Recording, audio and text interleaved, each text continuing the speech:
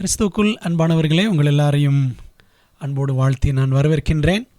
2026 ஆண்டில் நாம் நுழைந்திருக்கிறோம். புதிய ஆண்டை நாம் காண்பதற்கு தேவன் உதவி செய்திருக்கிறார். இந்த முதலாம் காலாண்டில் நாம் படிக்க போகிற பாடப்புத்தகங்கள், ஓய்நாள் பாடப்புத்தகத்தில் பிலிப்பியரிலும் கொலோசையரிலும் கிறிஸ்து என்ற தலைப்பின் கீழே நாம் இந்த காலாண்டு முழுவதும் பாடங்களை படிக்க இருக்கிறோம். பரலோகத்தையும் பூலோகத்தையும் இணைத்தல் என்ற மைய கருத்தின் அடிப்படையில் இந்த காலாண்டின் பாடங்கள் அமைந்திருக்கின்றன. பிலிப்பியரிலும் கொலோசையரிலும் கிறிஸ்து. பிலிப்பியர், கொலோசையர் நிருபங்கள் இரண்டும் பவுல் சிறைச்சாலையில் இருந்து எழுதின நிருபங்கள். சிறைச்சாலை நிருபங்கள் என்று பவுல் எழுதின நிருபங்கள் 5 நிருபங்கள் இருக்கின்றன. பிலிப்பியர், கொலோசையர், எபேசியர், பிலமோன், 2 தீமோத்தேயு. இந்த 5இல் 2 நிருபங்கள் இந்த காலாண்டில் நம்முடைய கவனத்திற்கு கொண்டு வரப்பட்டிருக்கிறது. அன்பானவர்களே, இந்த காலாண்டு பாடங்களை மிகவும் கருத்தாக நாம் படிக்க வேண்டும். நாம் வாங்கியிருக்கிற பாட புத்தகங்கள் காலாண்டின் ஆரம்பத்தில் புதிதாக இருக்கிறது என்றால் அந்த காலாண்டு முடியும் பொழுது அந்த புஸ்தகம் பழசாக மாறிடணும். அந்த அளவுக்கு நாம் அதை பயன்படுத்தி இருக்க வேண்டும். ஏனென்றால் நிறைய நேரங்களில் பாடப்புஸ்தகத்தை வாங்குகிறோம், புது பாடப்புஸ்தகம் அப்படியே புதிதாகவே இருக்கிறது, வருஷ கடைசி வரைக்கும் நம்ம அதை படிக்கிறதே இல்லை. ஆகவே இந்த ஆண்டிலே ஒரு தீர்மானம் எடுப்போம். இந்த பாடப்புத்தகத்தை படித்து அது பழையதாகிவிட்டால் நாம் புது நபர்களாக மாறலாம். அந்த புஸ்தகம் புதிதாகவே இருக்கும் என்றால் நாம் பழைய நபர்களாகவே வாழ்க்கை மாற்றம் இல்லாமலே இருப்போம். ஆகவே எல்லாரும் பாடத்தை கவனமாக படிக்க உங்களை அன்போடு அழைக்கிறேன். ஒரு நாளைக்கு 10 நிமிடங்கள் எடுத்துக்கொண்டால் போதும், அழகாக அந்தந்த நாளுக்குரிய பாடத்தை படித்து விடலாம். சில குடும்பங்களை பார்த்திருக்கிறேன். சில கிறிஸ்தவ குடும்பங்கள் தினந்தோறும் குடும்ப ஜெபத்தில் இந்த பாடத்தை, அந்தந்த நாளுக்குரிய பாடத்தை படிக்கிற குடும்பங்களும் இருக்கிறார்கள். அப்படிப்பட்டவர்களுக்காக ஆண்டவரை நான் ஸ்தோத்திரிக்கிறேன். இந்த புதிய காலாண்டிலே பாடங்களை கண்ணுங்கருத்துமாக படிக்க நம்ம ஒப்படைப்போம். ஒரு ஜெபத்தோடு நாம் ஆரம்பிக்கலாமா? ஜெபிக்கலாம். நல்ல தகப்பனே, இந்த வேலைக்காக நன்றி. புதிய ஆண்டுக்காக, புதிய காலாண்டுக்காக, புதிய பாடங்களுக்காக ஆண்டவருக்கு நன்றி சொல்கிறோம். பிலிப்பியரிலும் கொலோசையரிலும் கிறிஸ்து என்ற தலைப்பின் கீழே நாங்கள் இந்த காலாண்டு முழுவதும் இந்த 2 நிருபங்களை படிக்க போகிறோம். கர்த்தருடைய ஆவியானவர் எங்களோடு பேசும். எங்களுடைய வாழ்க்கையிலே ஆண்டவரே, நாங்கள் என்னென்ன செய்ய வேண்டும் என்று தேவன் எதிர்பார்க்கிறீரோ அவை எல்லாவற்றையும் உடைய சித்தத்தின்படி உமது மகிமைக்கென்று செய்ய எங்களை வழிநடத்தும். இந்த காலாண்டு முழுவதும் எங்களுக்கு பரலோகத்தின் மகிமையான காரியங்களை, குறிப்பாக கிறிஸ்துவை குறித்த வெளிப்பாடுகளை எங்களுக்கு கற்றுத்தாரும். எங்களை உமக்கு மகிமையாய் வாழச் செய்யும். இயேசுவின் மூலம் ஜெபிக்கிறோம் நல்ல பிதாவே, ஆமென். அன்பானவர்களே, பிலிப்பி பட்டணத்து சபை, அங்கே உருவான சபை பவுல் ஸ்தாபித்த சபை ஆகும். ஆனால் கொலோசே பட்டணத்தில் உருவான சபை அது பவுலால் ஸ்தாபிக்கப்படவில்லை. பவுல் அங்கே நேரே செல்லவில்லை, அங்கே ஊழியம் செய்யவில்லை. ஆனால் சத்தியம் அங்கே சென்றது. குறிப்பாக எப்பாப்பிரா என்ற ஒரு நபர் மூலமாக அங்கே சத்தியம் சென்றிருக்கலாம் என்று நாம் வேதத்தின் அடிப்படையில் கணிக்கலாம். இந்த 2 நிருபங்களிலும் இருக்கிற மையமான அம்சங்கள் என்னவென்றால், ஆண்டவர் இயேசு கிறிஸ்து பரலோகத்தையும் பூலோகத்தையும் இணைக்கிறவராக இருக்கிறார் என்பதை இந்த 2 நிருபங்களும் நமக்கு வெளிப்படுத்துகின்றன. பிரியமானவர்களே, நாம் பாடங்களை நடத்தும் பொழுது ஞாயிற்றுக்கிழமை பாடத்தை படிப்போம், திங்கட்கிழமை பாடத்தை படிப்போம், செவ்வாய்க்கிழமை பாடத்திற்கு போவோம் என்றெல்லாம் சொல்லி நடத்த வேண்டியது இல்லை. ஏனென்றால் இப்படி ஒவ்வொரு நாள் சொல்லும் பொழுது சபையில் இருக்கிறவங்க, ஐயோ இப்போ தான் செவ்வாய்க்கிழமை பாடத்துக்கு வர்றாரு, இவ எப்போ வெள்ளிக்கிழமைக்கு வருவாரோ அப்படின்னு சொல்லி பாடத்தில் கவனம் இருக்காது. ஆகவே பாடத்தை நடத்தும் பொழுது அந்த பாடத்தில் இருக்கிற முக்கிய கருத்துக்கள், 2 கருத்துக்கள் அல்லது 4 கருத்துக்கள் இருக்கும் என்றால் அந்த கருத்துக்களை மையமாக வைத்து மாத்திரம் நம் பாடத்தை நடத்துவது மிக நலமாக இருக்கும். இன்றைக்கு முதல் பாடத்தை படிக்க போகிறோம். துன்பப்பட்டும் கைவிடப்படுகிறது இல்லை என்று தலைப்பு கொடுக்கப்பட்டிருக்கிறது. Persecuted but not forsaken. கர்த்தருக்குள் எப்பொழுதும் சந்தோஷமாக இருங்கள் என்று மறுபடியும் உங்களுக்கு சொல்லுகிறேன் என்று பிலிப்பியர் 4:4 நாம் வாசிக்கிறோம். அதுதான் இன்றைக்குரிய மனப்பாட வசனம். இந்த பாடத்தில் 2 முக்கியமான கருத்துக்களை நாம் பார்க்கிறோம். ஒன்று, பவுல் பட்ட பாடுகள். 2வது, பவுல் ஊழியத்தில் கொண்டிருந்த வியூகங்கள். சஃபரிங்ஸ் ஆஃப் பால். 2வது, ஸ்ட்ராட்டஜிஸ் ஆஃப் பால். சிறைச்சாலைக்கு நீங்கள் சென்றிருக்கிறீர்களா? சிறைச்சாலையில் கஷ்டப்படக்கூடியவர்களை சந்தித்திருக்கிறீர்களா? அவர்களுக்காக ஜெபித்திருக்கிறீர்களா? அவர்களோடு நேரம் நீங்கள் செலவழித்திருக்கிறீர்களா? ஏன் இந்த கேள்வி உங்களுக்கு நான் கேட்கிறேன் என்றால், அங்கே போகும் பொழுதுதான் எத்தனை பேர் மிகவும் அல்லல் பட்டு கொண்டிருக்கிறார்கள், வேதனையோடு இருக்கிறார்கள் என்பது நமக்கு தெரிய வரும். சமீபத்தில் ஒரு சிறைச்சாலைக்கு நான் சென்றிருந்தேன். அங்கே ஒரு நபரோடு நான் பேசி கொண்டிருக்கிறேன். அவர் எனக்கு எதிர்புறத்தில் இருக்கிறார், கண்ணாடிக்கு பின்புறம். நான் இந்த பக்கம் இருக்கிறேன்.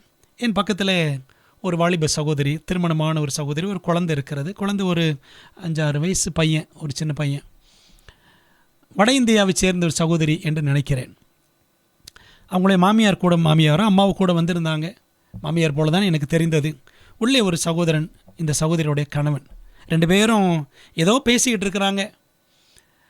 பேசிக்கொண்டே இருந்த சகோதரி திடீரென்று வேகமாக சட்டென்று டபார் என்று அந்த ரிசீவர், அந்த ஃபோனை வச்சுட்டு விறுவிறுன்னு நடந்து போயிட்டான். சுற்றி இருக்கிற எல்லாரும் வேடிக்கை பார்க்குறாங்க, நானும் பார்த்தேன். அந்த சகோதரி உள்ளே வரும்பொழுதே நினைத்தேன், ஒரு இளம் சகோதரி, திருமணமான ஒரு சகோதரி, கையில் ஒரு குழந்தை இருக்கிறாங்க, கணவன் என்ன நிலையில் உள்ளே இருக்கிறானோ என்று நான் யோசித்தேன். அப்போது எவ்வளவோ துன்பங்கள், பாடுகளை சந்திக்கிறவர்கள் சிறைச்சாலைகளில் இருக்கிறார்கள். அங்கே போகும்பொழுது தான் நம்ம எவ்வளோ விடுதலையோடு இருக்கிறோம் என்பது நமக்கு தெரியும். மருத்துவமனைக்கு போகும்பொழுது தான் நம்ம எவ்வளவு சுகமாக இருக்கிறோம் என்பது நமக்கு தெரியும். பவுல் எவ்வளவோ பாடுகளை பட்டவர் சுவிசேஷத்தின் நிமித்தம். பவுல் எழுதின நிருபங்கள் 14 நிருபங்கள், ரோமர் முதல் எபிரேயர் வரைக்கும். இந்த நிருபங்களை நாம் 2ஆக பிரிக்க வேண்டும். சபைகளுக்கான நிருபங்கள், தனிநபர்களுக்கான நிருபங்கள். Epistles to the churches, epistles to persons. சபைகளுக்கான நிருபங்கள் அப்படின்னு எடுத்துக்கிட்டிங்கன்னா கிட்டத்தட்ட 10 நிருபங்கள். அதில் 5 சிறைச்சாலையிலிருந்து எழுதப்பட்ட நிருபங்கள். அதை நம்ம பார்த்தோம். எபேசியர், பிலிப்பியர், கொலோசையர், பிலமோன், 2 தீமோத்தேயு. மற்ற 5 நிருபங்கள் அதுவும் சபைகளுக்குத்தான். 4 நிருபங்கள் தனி நபர்களுக்கான நிருபங்கள். 1 தீமோத்தேயு, 2 தீமோத்தேயு, தீத்து, பிலமோன். பார்த்தீங்களா? ஆக இப்படி 14 நிருபங்களை பவுல் எழுதியிருக்கிறார். 5 நிருபங்களை சிறைச்சாலையிலிருந்து அவர் எழுதினார். அவர் ஏன் கைதியானார் என்றால், அவர் கைதியானதற்கு காரணம் அவர் பெரிய குற்றம் எதுவும் செய்யவில்லை. எபேசியர் புத்தகத்தில் 6ஆம் அதிகாரத்தில் அவர் கட்டப்பட்ட நிலையை எழுதுகிறார். 2 தீமோத்தேயுவில் 2ஆம் அதிகாரம் 9ஆம் வசனத்தில் எழுதுகிறார். பல இடங்களிலே குறிப்பிட்டிருக்கிறார். ஒரு வசனத்தை வாசிப்போம். 2 தீமோத்தேயு 2ஆம் அதிகாரம் 9ஆம் வசனத்தை நான் வாசிக்கிறேன்.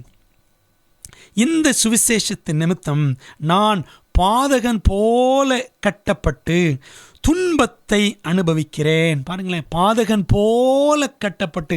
அவர் பாதகன் கிடையாது, அவர் எந்த குற்றமும் செய்யவில்லை. பவுல் ஒரு கிரிமினல் கிடையாது. ஆனால் பாதகன் போல கட்டப்பட்டு துன்பத்தை அனுபவிக்கிறேன் என்று அவர் சொல்லுகிறார். முதல்ல என்ன பார்க்குறோம்? சஃபரிங்ஸ் ஆஃப் பால். பவுல் பட்ட பாடுகள். சுவிசேஷத்தின் நிமித்தம் அவர் கட்டப்பட்டார், பாடுகள் பட்டார் அப்படின்னு பார்க்குறோம். ஆனால் அவர் எந்த விதமான குற்றமும் செய்யவில்லை. உலகத்தின் பார்வையில் அவர் செய்த குற்றம் என்னவென்றால் சுவிசேஷத்தை அறிவித்தார், இயேசுவை அறிவித்தார், அவ்வளவுதான். ஆனாலும் அன்பானவர்களே, சிறையிருப்பிலே அவர் கிடந்தாலும், ரோமாபுரிக்கு அவர் கைதியாக அல்லது நீரோ சக்கரவர்த்திக்கு முன்பாக 2 முறை அவர் கைதியாக கட்டுண்டவராக நின்றிருக்கிறார். அப்படி நின்ற போதும் கூட அவர் தான் பட்ட கஷ்டங்களை பெரிதாக எழுதவில்லை. நீங்கள் படித்து பாருங்கள். பவுல் நிருபங்கள் எல்லாம் படித்து பார்த்தீங்கன்னா, நான் இவ்வளோ கஷ்டப்பட்டேன், எனக்கு சாப்பாடு இல்லை, தண்ணி இல்லை, போர்த்திக்கொள்ள எனக்கு பெட்ஷீட் இல்லை, அந்த மாதிரிலாம் அவர் எழுதியிருக்க மாட்டார். அவர் அங்கே செய்த ஊழியங்களை, செய்ய வேண்டிய ஊழியங்களை பற்றி தான் அவர் அதிகமாக எழுதியிருப்பார். இவருடைய பாடுகளை பற்றி நாம் படிக்க வேண்டும் என்றால் 2 கொரிந்தியர் 11ஆம் அதிகாரத்திற்கு நாம் கவனம் செலுத்த வேண்டும். 2 Corinthians chapter 11, 2 கொரிந்தியர் 11ஆம் அதிகாரத்தில் வசனம் 21 வரிசையாக நீங்கள் படிச்சிங்க அப்படின்னு சொன்னால் 28 வரைக்கும் அவருடைய பாடுகள், கஷ்டங்களை பற்றி சொல்லியிருப்பார். 23 பாருங்களேன். அவர்கள் கிறிஸ்துவின் ஊழியக்காரரா? நான் அதிகம். புத்தியினமாய் பேசுகிறேன், நான் அதிகமாய் பிரயாசப்பட்டவன். தன் அதிகமாக பிரயாசப்பட்டதை, பாடுபட்டதை கூட அவர் பெருமையாக சொல்லாமல் நான் புத்தியினமாய் பேசுகிறேன் என்று ஆரம்பிக்கிறார். அதிகமாய் அடிபட்டவன், அதிகமாய் காவல்களில் வைக்கப்பட்டவன். அப்போஸ்தலர் நடபடிகள் 21 அதிகாரத்திலிருந்து பாருங்கள், கிட்டத்தட்ட 28 அதிகாரம் வரைக்கும் செசரியாவில் அவர் கைதியாக இருந்ததையும், அப்போஸ்தலர் 28 2 வருஷம் அவர் வீட்டு காவல் கைதியாக ஹவுஸ் அரெஸ்டில் இருந்ததையும் நாம் பார்க்கலாம். 2 கொரிந்தியர் 11 அதிகாரத்தில் கையை வைத்துக்கொண்டு அப்போஸ்தலர் 28ஆம் அதிகாரத்தில் நாம் வரலாமா? 28ஆம் அதிகாரத்தில் கடைசி 2 வசனங்களை பாருங்கள். பின்பு பவுல் தனக்காக வாடகைக்கு வாங்கியிருந்த வீட்டில் 2 வருஷம் முழுவதும் தங்கி தன்னிடத்தில் வந்த யாவரையும் ஏற்றுக்கொண்டு மிகுந்த தைரியத்துடனே தடையில்லாமல் தேவனுடைய ராஜ்யத்தை குறித்து பிரசங்கித்து கர்த்தராகிய இயேசு கிறிஸ்துவை பற்றிய விசேஷங்களை உபதேசித்து கொண்டிருந்தான். இது அவருடைய ரோமாபுரி முதல் காவல், ஃபர்ஸ்ட் அரெஸ்டில் பாருங்கள். வாடகை வீட்டில் ஒரு கௌரவ கைதியாக இருந்து 2 வருஷம் தன்னிடத்தில் வந்த யாவரையும் ஏற்றுக்கொண்டு மிகுந்த தைரியத்துடனே தடையில்லாமல் சத்தியத்தை பிரசங்கித்துக் கொண்டிருந்தார். பாருங்கள், அப்போஸ்தலர் நடபடிகள் 28ஆம் அதிகாரம் ஆமேன் என்று முடியவில்லை. முதல் 4 சுவிசேஷங்கள் ஆமேன் என்று முடியும். ஆனால் அப்போஸ்தலர் நடபடிகள் அப்படி முடியலை. ஏனென்றால் ஊழியம் இன்னும் முடியவில்லை. இந்த ஊழியங்களை நாம் தொடர்ந்து செய்ய வேண்டியது இருக்கிறது. இந்த பவுல் காவலில் கிடந்தாலும் அந்த ஊழியத்தை அவர் கருத்தாக செய்தார். 2 கொரிந்தியர் 11ஆம் அதிகாரம் 23 கடைசி வரி. அநேகந்தரம் மரண அவதியில் அகப்பட்டவன், யூதர்களால் ஒன்று குறைய 40 அடியாக 5 தரம் அடிபட்டேன். ஒரு தரம் என்றால் 40 அடி அடிப்பாங்க. யூதர்கள் கைதிகளை, குற்றவாளிகளை அடிக்கும் பொழுது கசையடிகள் 40 என்றால் 1 குறைய 39 அடிகள் அடிப்பாங்க. அப்படி 5 தரம் என்றால் 195 அடிகள் பவுல் வாங்கியிருக்கிறார். அதுவும் சாதாரண கசை கிடையாது. அந்த கசையடி பார்த்தீங்கன்னா அதில் குண்டுமணிகள், கொக்கி, முள் இதெல்லாம் இருக்கும். அப்படி அடிபட்டிருக்கிறார். இயேசுவும் அப்படி ஒரு முறை அடிபட்டார். 3 தரம் மிலாறுகளால் அடிபட்டேன். மிலாறுன்னா பாருங்கள், ஆங்கிலத்தில் ராடுன்னு இருக்கும். மிலாறுகளால் அடிபட்டேன். டிஎம்டி பார் அப்படின்னு சொல்கிறோம்ல, இரும்பு கம்பி. ஒரு தரம் கல்லெறியுண்டேன். எங்கே கல்லெறிப்பட்டார் என்றால் அப்போஸ்தலர் 14ஆம் அதிகாரத்தை வாசித்து பாருங்கள். அப்போஸ்தலர் 14 லீஸ்திரா பட்டணத்தில் தீமோத்தேயுவின் சொந்த ஊரில் பவுலும் பர்னபாவும் ஊழியத்து போயிருந்தாங்க. அங்கே கல்லெறியுண்டார். அப்போஸ்தலர் 14:19 வசனம். பின்பு அந்தியோகியாவிலும் இக்கோனியாவிலும் இருந்து சில யூதர்கள் வந்து ஜனங்களுக்கு போதனை செய்து பவுலை கல்லெறிந்து அவன் மரித்து போனான் என்று எண்ணி அவனை பட்டணத்துக்கு வெளியிலே இழுத்து கொண்டு போனார்கள். பர்னபா மீது கல்லெறிந்ததாக சொல்லப்படவில்லை. ஆனால் பவுல் கல்லெறியப்பட்டு செத்து போனான் என்ற நிலைமைக்கு வந்து எண்ணி அவனை இழுத்து கொண்டு போய் ஊருக்கு வெளியில் தூக்கி போட்டான். ஆனால் நம்ம என்ன செஞ்சுருப்போம்? ஐயோ அப்பா, இனிமேல் இந்த ஊருக்கு போகவே கூடாது, தலை வச்சு கூட படக்கூடாதுன்னு ஓடிடும். ஆனால் பவுல் செய்தது பாருங்களேன். 20ஆம் வசனம்.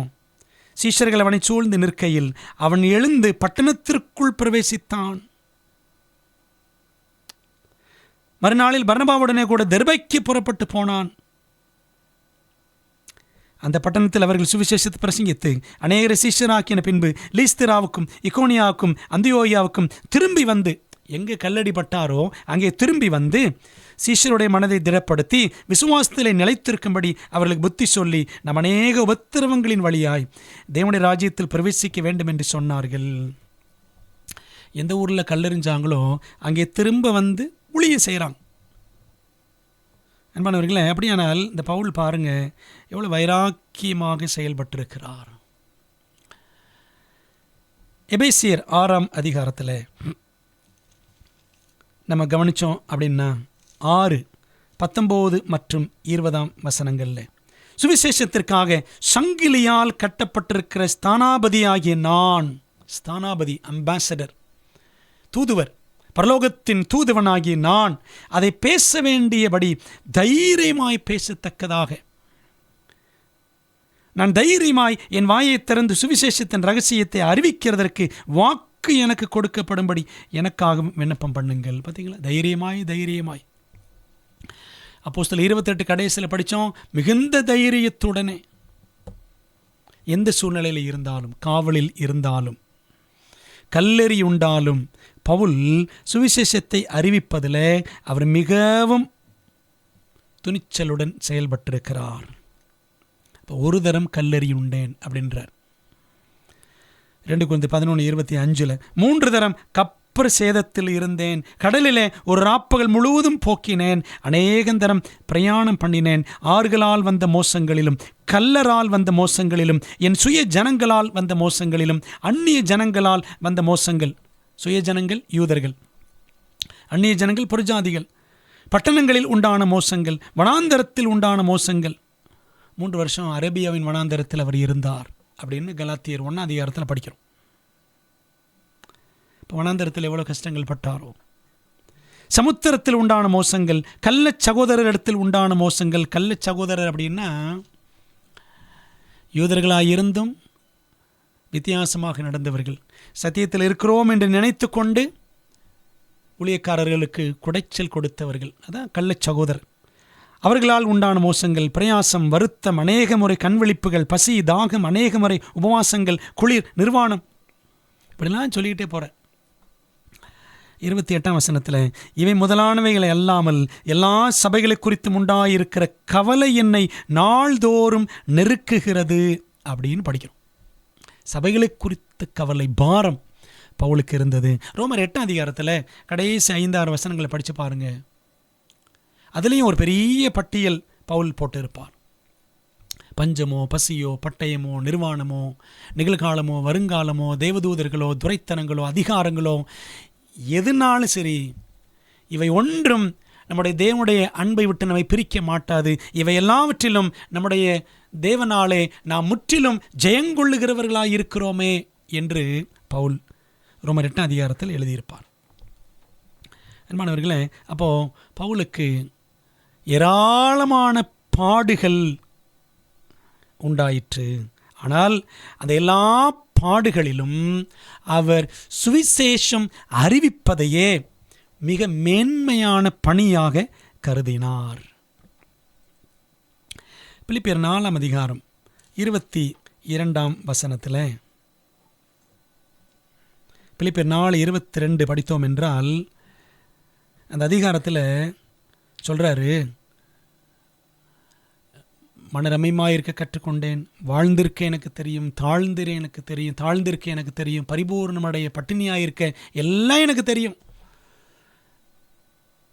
அப்படின்னு சொல்லிட்டு அது என்ன சொல்கிறாருன்னா, அவர் குறையே சொல்லலை. இவ்வளோ கஷ்டங்கள் பட்டேன், குறையெல்லாம் சொல்லலைங்க. 22ஆம் வசனத்தில் பரிசுத்தவான்கள் அனைவரும் விசேஷமாக ராயனுடைய அரண்மனையில் உள்ளவர்களும் உங்களுக்கு வாழ்த்துதல் சொல்லுகிறார்கள். அதாவது ராயனுடைய அரண்மனை, எந்த ராயன்? ரோமர் ராயன். யார்? நீரோ பேர் இல்லை பைபிளில், ஆனால் அந்த ராயனுடைய அரண்மனையில் இருந்தவர்களும் ஆண்டவர் இயேசு கிறிஸ்துவை ஏற்றுக்கொண்டு விட்டார்கள். காரணம் யார்? பவுலுடைய ஊழியம். அப்படி அநேகர் தேவனுடைய பிள்ளைகளாக மாறியிருக்கிறார்கள். பரிசுத்தவான்கள் அனைவரும் பரிசுத்தவான்களாகி இருக்கிறார்கள், ஆண்டோடைய பிள்ளைகளாக மாறிட்டாங்க. விசேஷமாக ராயனுடைய அரண்மனையில் உள்ள பரிசுத்தவான்கள் உங்களுக்கு வாழ்த்துதல் சொல்லுகிறார்கள். பார்த்தீங்களா? அப்போது பாடுகள் பட்டாலும் கட்டுண்டு கிடந்தாலும் அவர் சத்தியம் அறிவித்து வாயினாலும் தன்னுடைய வாழ்க்கையினாலும் அவர் வாழ்ந்து காண்பித்தும் அநேகரை இயேசுவிடம் பவுல் வழி நடத்தி இருக்கிறார். பிலிப்பியர் 1ஆம் அதிகாரத்தில் 13 வசனம் பாருங்க. அரண்மனை எங்கும் உள்ளவர்களுக்கும் மற்ற யாவருக்கும் என் கட்டுகள் கிறிஸ்துவுக்குள்ளான கட்டுகள் என்று வெளியரங்கமாகி, கிறிஸ்துவுக்குள்ளான கட்டுகள், கிறிஸ்துவ நிமித்தம் உண்டான கட்டுகள் அப்படின்னு சொல்றார். அப்போது இந்த கட்டுகள் கிறிஸ்துவின் நிமித்தம், இதன் மூலம் அநேகர் கிறிஸ்துவின் பிள்ளைகளாக மாற வேண்டும் என்பது அவருடைய பாரமாக, தனியாத தாகமாக இருந்தது. அரண்மனையில் அவர் பட்ட பாடுகளோ குறைகளோ அவருக்கு பெரிதாக தெரியவில்லை. அவர் சந்தித்த ஆத்துமாக்களே அவருக்கு மிகவும் வாஞ்சையாய் பவுலுக்கு இருந்தது அப்படின்னு பார்க்குறோம். பிரியமானவர்கள், உங்களுக்கு ஆரம்பத்தில் நான் சொன்னேன், பிலிப்பி பட்டணத்து சபை எப்படி உருவாயிற்று அப்படின்னா, பவுல் சீலா அங்கே போனார்கள், ஊழியம் செய்தார்கள், அங்கேயும் பாடுபட்டார்கள். அப்போஸ்தலர் 16ஆம் அதிகாரத்தை முழுக்க படித்து பாருங்கள். அங்கே ஊழியம் செய்த பொழுது அவர்கள் அந்த குறி சொல்லுகிற ஒரு பெண், அவளை குணமாக்கினார்கள். அது நிமித்தம் தங்கள் வருமானம் போய்விட்டதே என்று அறிந்த அந்த ஊர் தலைவர்கள் பவுல் சீலாவை சிறையிலே போட்டு பாடுபடுத்தினார்கள். அங்கே பெண்கள் கூட்டம் நிறைய இருந்தது. அந்த லீதியால் என்ற பெண்ணும், ரத்தாம்பரம் இருக்கிற ஒரு பணக்கார பெண்மணி, அவளும் இயேசுவை ஏற்றுக்கொண்டாள். ஆற்றங்கரை ஓரமாக கூடி ஓய்வு நாளை ஆசரித்தார்கள். அவர்களுக்கு போய் பவுல் சீலா உபதேசம் பண்ணினார்கள் என்று அப்போஸ்தலர் 16-13 படிக்கிறோம். இப்படித்தான் பிலிப்பி பட்டணத்தில் ஊழியம் உருவாயிற்று, சபை உருவாயிற்று. ஆசியாவுக்கு போகணும், ஆனால் ஆவியானவர் வழியே திருப்பி விட்டார். அவர்கள் மக்கதோனியா நாடுகளுக்கு சென்று அங்கே முக்கியமான பட்டணமாகிய பிலிப்பி பட்டணத்தில் ஊழியம் செய்தார்கள். அப்படி சபை உருவாச்சு. அதனால தான் பிலிப்பி பட்டணத்து சபையாருக்கு சிறையிலிருந்து பவுல் கடிதம் எழுதினார். ஆனால் கொலோசே பட்டணத்திற்கு அவர் போகலை. கொலோசே பட்டணத்தில் பவுல் கால் பதித்ததில்லை. ஆனால் எப்பாப்பிரா என்பவர் மூலமாக அந்த பட்டணத்திற்கு சுவிசேஷம் போயிருக்கலாம். பாருங்களேன், சிறைச்சாலையில் பவுல் கிடந்தாலும், தான் உருவாக்கின சபையானாலும் சரி, அல்லது அவர் கேள்விப்பட்ட ஒரு சபையானாலும் சரி, அங்கே ஒரு சபை இருக்குது, கொலோசையில் ஒரு சபை இருக்குது என்று கேள்விப்பட்டாலும் சரி, எல்லா சபைகளை குறித்த கவலை அவரை நெருக்கியது. அன்பான தேவப்பிள்ளைகளை, இன்றைக்கி நம்முடைய திருச்சபைகளில் நாம் மிகுந்த பாரத்தோடு, அக்கறையோடு, ஆத்துமாக்களுக்காக மிகுந்த அன்போடு நாம் செயல்படுகிறோமா என்று நம்ம யோசிக்கணும். சபைகளுக்கு குறித்த கவலை பல நேரங்களில் பவுலுக்கு அதான் இருந்துச்சு. ஆனால் நமக்கு நம்மை குறித்த கவலை, நம்முடைய வீட்டை குறித்த கவலை, நம்முடைய எதிர்காலத்தை குறித்த கவலை அப்படி தான் இருக்குது. சபைகளை குறித்த கவலை, பாரம் நமக்கு இருக்கிறதா? காவலில்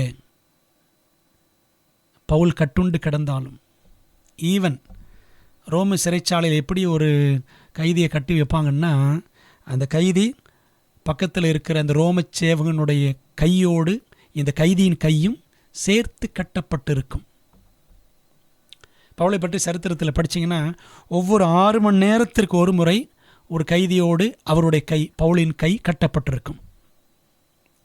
அப்போ ஒரு நாளைக்கு 4 போர்ச்சேவகர்கள் மாறி மாறி பவுலின் கையோடு சங்கிலியால் பிணைக்கப்பட்டிருப்பார். பாருங்களேன், அந்த கைதிகளுக்கெல்லாம் அந்த பவுல் இயேசுவை அறிவித்திருப்பார் அல்லவா? வெக்கப்படாத ஊழியக்காரன் பவுல். அதனால தான் 2 தீமோத்தேயு 2:15 பவுல் எழுதுகிறாரு, நீ வெக்கப்படாத ஊழியக்காரனாயும் திருவசனத்தை நிதானமாய் பகுத்து போதிக்கிறவனாயும் உன்னை தேவனுக்கு முன்பாக உத்தமனாய் நிறுத்தும்படி ஜாக்கிரதையாயிரு அப்படின்றார். வெக்கப்படாத ஊழியக்காரன் பவுல். அப்படி இருந்தனால தான் நீ அப்படி இருன்னு எழுதுகிறார் தீமோத்தேயுவுக்கு. அன்பானவர்களே, அப்போ முதல் கருத்து இந்த பாடத்தில் பவுலின் பாடுகள், அந்த பாடுகள் குறித்து அவர் பதற்றம் அடையவில்லை, அந்த பாடுகள் குறித்து அவர் மனம் அடிவு அடைந்து விடவில்லை. அந்த பாடுகள் மத்தியில் இயேசுவை, சுவிசேஷத்தை அறிவிப்பதில் பவுல் மிகவும் தீவிரமாக, வைராக்கியமாக செயல்பட்டார். 2வது கருத்து இந்த பாடத்தில் என்னவென்றால், பவுலின் ஊழிய வியூகங்கள், strategies of Paul for ministry. 4 வியூகங்கள் பவுலுக்கு இருந்தது ஊழியத்தில். ஒன்று என்ன அப்படின்னா, பாருங்கள், அவர் பட்டணமாக பிரயாணம் பண்ணிக்கொண்டே இருப்பார். பவுல் செய்த இந்த ஊழிய பிரயாணங்களை அப்போஸ்தலர் நடவடிக்கைகளில் மிஷனரி பயணங்கள் என்று வேத அறிஞர்கள் குறிப்பிடுகிறார்கள். அப்போஸ்தலர் 13 15 அதிகாரம் வரைக்கும் பார்த்தீங்கன்னா முதல் மிஷனரி பயணம். பிற்பாடு அப்போஸ்தலர் 16 பார்த்தீங்கன்னா 18 வரைக்கும் இரண்டாம் மிஷனரி பயணம். இப்படி 3 விதமான மிஷனரி பயணங்களை பைபிளில் பார்க்குறோம். அதுக்கப்புறம் பவுல் ரோமாபுரிக்கு போனார். பார்த்தீங்களா, ரோமாபுரிக்கு 2 முறை சென்றார். இது என்ன சொல்கிறாங்கன்னா, ரோமாபுரிக்கு சென்றதை பவுலின் 4ஆம் மிஷனரி பயணம் என்று கூட சொல்லுகிறார்கள். கப்பல் வழியாக சென்றிருக்கிறார், அதாவது கடல் வழியாக சென்றிருக்கிறார், தரை வழியாகவும் சென்றிருக்கிறார் பவுலைப் போல இவ்வளவு பயணங்கள் செய்தவர்கள் பைபிளில் வேறு யாரும் இல்லை. ஊழியத்து நிமித்தமாக பவுலைப் போல ஊழியத்து நிமித்தம் இவ்வளவு பாடுகள் பட்டவர்கள் வேறு எவரும் இல்லை. அப்போ பட்டணம் பட்டணமாக சென்று ஊழியங்களை பவுல் செய்திருக்கிறார். பட்டணங்கள் தோறும் சபைகளை ஏற்படுத்துவார். இது அவருடைய முதல் வியூகம். இரண்டாவது வியூகம் என்ன அப்படின்னா, இளம் தலைமுறை ஊழியக்காரர்களை, மூப்பர்களை அவர் ஆங்காங்கே ஏற்படுத்துவார். பாருங்களேன், தீமோத்தேயு, தீத்து, இன்னும் லூக்கா, சீலா, பர்னபா, அப்படி எத்தனையோ பேர் இருக்கிறாங்க. ஆக்சுவலாக பர்னபா மூத்தவர். பர்னபா தான் என்ன செய்கிறாரு, மூத்தவர் என்று சொல்வதை விட பவுலும் பர்னபாவும் கமாலியேல் இடத்திலே ஒன்றாக படித்தார்கள் என்று பாரம்பரியம் சொல்லுகிறது. இந்த பர்னபா தான் பவுல், அவர் போய்விட்டார். ஏன்னா எருசலேம் சபை அவர் ஏற்றுக்கொள்ளாதனால அவர் போயிடுவார். இந்த பர்னபா தான் போய் அவரை தேடி கண்டுபிடித்து கொண்டு வந்தார் அப்படின்னு அப்போஸ்தலர் 11ஆம் அதிகாரத்தில் படிக்கலாம். பர்னபா தான் ஊக்கமளித்து ஆறுதலின் மகனாக செயல்பட்டு பவுலை மீண்டும் கொண்டு வந்து அந்தியோகியாவிலே ஊழியத்தில் இணைத்து விட்டார். அப்போது இப்படி இந்த பவுல் பார்த்தீங்கன்னா அவர் கூட நிறைய பேர் இருப்பாங்க. அடுத்தடுத்த தலைமுறையை அவர் உருவாக்குகிறவராக இருந்தார். கேள்வி, நாம் இருக்கிற பட்டணங்களில், குடியிருக்கிற இடங்களில் ஊழியம் செய்கிறோமா? அந்த பகுதிக்காக என்ன திட்டம் வச்சுருக்கிறோம்? ஊழிய திட்டம். அடுத்த தலைமுறையை நாம் உருவாக்குகிறோமா? ஊழியத்தில் இன்னும் அடுத்தடுத்த நபர்களை கொண்டு வரணும். சத்தியத்தில் சபையில் இருக்கிற நான் இன்னும் நிறைய பேரை கொண்டு வரணும். அடுத்த தலைமுறையை சத்தியத்திற்காக உருவாக்கணும். என் பிள்ளைகளை உருவாக்கணும். அக்கம் பக்கத்தில் உள்ளவங்களை, உறவினர்களை ஆண்டவரிடம் கொண்டு வர வேண்டும் என்ற பாரம் இருக்கிறதா? மூணாவது, பவுலுடைய ஊழிய வியூகம் என்னவென்றால், யூதர்கள். ஆண்டவர் இயேசு கிறிஸ்து சொன்னார், நீங்கள் முதலாவது எங்கே போங்க, காணாமல் போன இஸ்ரவேல் வீட்டார் இடத்திற்கு போங்கள்னு சொன்னார் மத்திய 10ஆம் அதிகாரத்தில். அதே போல தான் பவுல் என்ன செய்வார் அப்படின்னா, முன்பு யூதரிலும் பின்பு கிரேக்கரிலும் சத்தியத்தை முதல்ல யூதர்களுக்கு சொல்லணும் என்பதில் அவர் மிகவும் குறியாக இருந்தார். ரோமர் 1ஆம் அதிகாரம் வசனம் 16, கிறிஸ்துவின் சுவிசேஷத்தை குறித்து நான் வெட்கப்படேன், முன்பு யூதரிலும் பின்பு கிரேக்கரிலும் அப்படின்னு எழுதுகிறார். முதல்ல யூதர்களுக்கு சத்தியம் என்பதில் அவர் மிகவும் குறியாக செயல்பட்டார். சரியா? அதுபோல் அப்போஸ்தலர் நடவடிக்கைகள் படித்து பாருங்கள். அவர் எங்கெல்லாம் பட்டணங்களுக்கு போகிறாரோ முதல்ல யூத ஜெபாலயங்களுக்கு உள்ளே போயிடுவார். அங்கே போய் அவங்களுக்கு சத்தியத்தை சொல்லுவார். இந்த யூதர்கள் இவர் துரத்திக்கிட்டே இருப்பாங்க. நீங்கள் அப்போஸ்தலர் நடவடிக்கைகள் முழுக்க படித்து பாருங்கள். பவுல் போகிற இடங்களிலெல்லாம், பவுல் பர்னபா போகிற இடங்களிலும், பவுல் சீலா போகிற இடங்களிலும் பார்த்தீங்கன்னா யூதர்கள் துரத்திக்கிட்டே வருவாங்க. உபத்திரவங்களை கொடுத்துக்கிட்டே இருப்பாங்க. கல்லெறிவார்கள், இன்னும் வாயாடின்னு சொல்லுவாங்க, சொல்லெறிவார்கள், எல்லாம் பண்ணுவாங்க. ஆனால் அவர் தொடர்ந்து ஊழியங்களை செய்து கொண்டே இருந்தார். இந்த யூதர்களை உபத்திரவத்தின் ஊற்றுகள் அப்படின்னு சரித்திரம் சொல்லுது. Fountains of persecution. யார்? இந்த யூதர்கள். உபத்திரவங்களை கொடுத்துக்கிட்டே இருப்பாங்க. இயேசுக்கு அப்படித்தான் செய்தார்கள், பவுலுக்கும் அப்படித்தான் செய்தார்கள். ஆனாலும் அந்த யூதர்கள் மத்தியில் பவுல் ஊழியத்தை தொடர்ந்து செய்தார். நம்முடைய உறவுகள் மத்தியில், நம்முடைய நண்பர்கள் மத்தியில் ஊழியம் செய்கிறோமா? லேகியோனுக்கு இயேசு அப்படி தான் சொன்னார். லேகியோன், ஆண்டவரை நான் கூட வர்றேன்னு சொன்னான். ஆண்டு சொன்னார், நீ போய் உன் இனத்தார் இடத்திற்கும் உன் குடும்பத்தாருக்கும் சத்தியத்தை அறிவி. ஆண்டவர் உனக்கு என்ன செய்தார்? போய் சொல் அப்படின்ட்டார், மார்க் 5ஆம் அதிகாரத்தில். ஆகவே நம்முடைய நெருங்கின உறவுகளுக்கு நாம் சத்தியத்தை அறிவிக்கிறோமா? முத்தூதை நாம் அறிவிக்கிறோமா? நாலாவது, பவுலின் ஊழிய வியூகம் நிருபங்கள் எழுதுவது. நிருபங்கள் 14 நிருபங்கள் அப்படின்னு பார்த்தோமே. ரோமர் நிருபம் பவுல் எழுதினார் அப்படின்னு சொல்கிறோம். சரிதான், பவுல் சொன்னார், இன்னொருவர் எழுதினார். யார் எழுதினார் பாருங்களேன். ரோமர் 16ஆம் அதிகாரம் 22ஆம் வசனத்தை படித்தோம் என்றால், இந்த நிருபத்தை எழுதின தெர்த்தியுவாகிய நான் கர்த்தருக்குள் உங்களை வாழ்த்துகிறேன். தெர்த்தியு, டெர்ஷியஸ் அப்படின்னு ஆங்கிலத்தில் படிக்கலாம். தெர்த்தியு. ரோமர் நிருபத்தை, இந்த ரோமாபுரி நிருபமும் அந்த ரோமாபுரி சபையாருக்கு எழுதப்பட்ட நிருபம் பார்த்தீங்கன்னா, ரோமாபுரியில் ஒரு சபை உருவாச்சு, அதை பவுல் உருவாக்கலை. அங்கே போய் பவுல் வேலை செய்யலை. அவர் கடைசியில் கைதியாகத்தான் போகிறார். அந்த சபையும் தேவ கிருபையினால் உருவாயிற்று. இந்த அப்போஸ்தலர் 2ஆம் அதிகாரம் பெந்தெகோஸ்தே அனுபவத்துக்கு அப்புறம் சத்தியம் பல இடங்களுக்கு சென்றது. ரோமாபுரியிலும் ஒரு சபை உருவானது. நிறைய சபைகள் பார்த்தீங்களா. தான் காணாத, தான் உருவாக்காத சபை அப்படின்னா பவுல் உருவாக்காதது ஒன்று ரோமாபுரி சபை, இன்னொன்று கொலோச சபை. பவுல் என்ன செஞ்சுருக்கிறாரு, இவங்களுக்கும் கடிதம் எழுதியிருக்கிறார். ஜெயிலில் இருப்பார், அவர் சொல்லுவார், கூட இருக்கவங்க எழுதுவாங்க. இன்னும் மார்க்கு என்ற இளம் ஊழியக்காரன் முதல்ல கூட இருந்தால் அப்புறம் ஓடி போயிடுவான், திரும்ப அவனை சேர்த்து கொள்வார் பவுல். இன்னும் டைக்கிகஸ், தீகிக்கு என்ற ஒரு நபர், அவரும் சொல்ல எழுதுவார். பவுலுக்கு நிறைய செக்ரட்டரிஸ், காரியதரிசிகள் அல்லது குமாஸ்தாக்கள் இருந்திருக்கிறாங்க பார்த்தீங்களா. அப்போது ஒன்று நேரடியாக போய் ஊழியம் செய்யணும் பட்டணங்களில், ரெண்டாவது மூப்பர்களை, இளந்தலைமுறைகளை உருவாக்கணும், மூணாவது சொந்த மக்களுக்கு ஊழியம் செய்யணும், நாலாவது போக முடியாத பட்சத்தில் வயதாகி விட்டது அல்லது கைதியாக இருக்கிறேன் என்றால் கடிதங்களை எழுதி ஊழியங்களை செய்ய வேண்டும். இப்படி எப்படியாகிலும் ஊழியம் செய்வது பவுலுக்கு மிகுந்த பாரமாக, தாகமாக இருந்தது. அன்பானவர்களே, நாம் இந்த கடைசி நாட்களில் கர்த்தருக்காக என்ன செய்கிறோம்? ஒரு சில மாதங்களுக்கு முன்பாக ஒரு அம்மாவை நான் பார்க்க சென்றிருந்தேன். அவங்களுக்கு ஒரு பயங்கரமான நோய். அந்த நோய் என்னன்னு அவங்களுக்கே தெரியாது. ஆனால் நல்ல ஒரு பக்தியுள்ள தாய். அவங்கள பார்த்து ஜெபம் பண்ண போயிருந்தேன். அப்போ அந்த அம்மா சொன்னாங்க, பாஸ்டர், என்னால் முடிஞ்ச ஊழியங்களை நான் செய்து கொண்டிருக்கிறேன். வெளியில் போக முடியாது, அவங்கள ரொம்ப நேரம் உட்கார முடியாது. சாப்பிட்றதுக்கு வருவாங்க, கொஞ்சம் நேரம் உட்காருவாங்க, அவ்வளோதான் போய் படுத்துருவாங்க.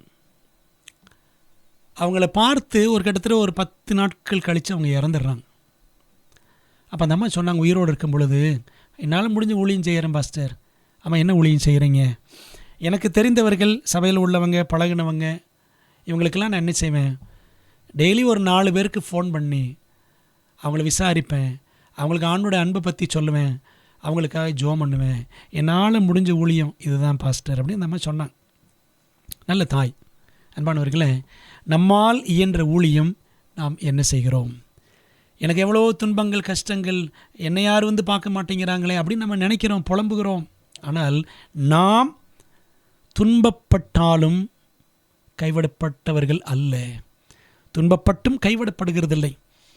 பாருங்களேன், பவுல் துன்பப்பட்டார், அவர் கைவிடப்படவில்லை, அவர் ஊழியத்தை கைவிடவும் இல்லை. பாடுகளை அவர் சந்தோஷமாக கருதினார்.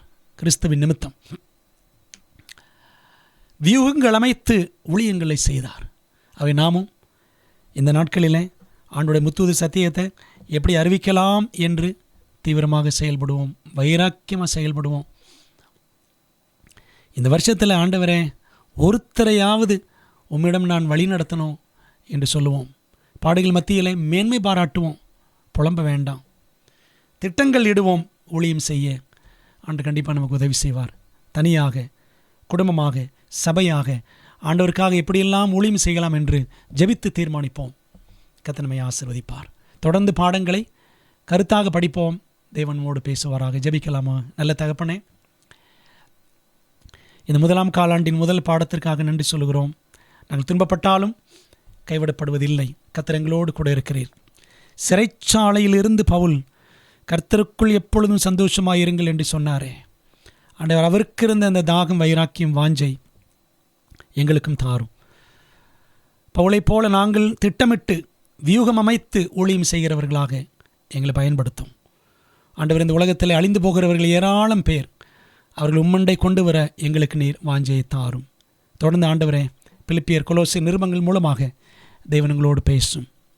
இயேசுவின் நாமத்தில் ஜெபிக்கிறோம் நல்ல பிதாவே, ஆமேன். தேவன் உங்களை ஆசீர்வதிப்பாராக. ஆமேன்.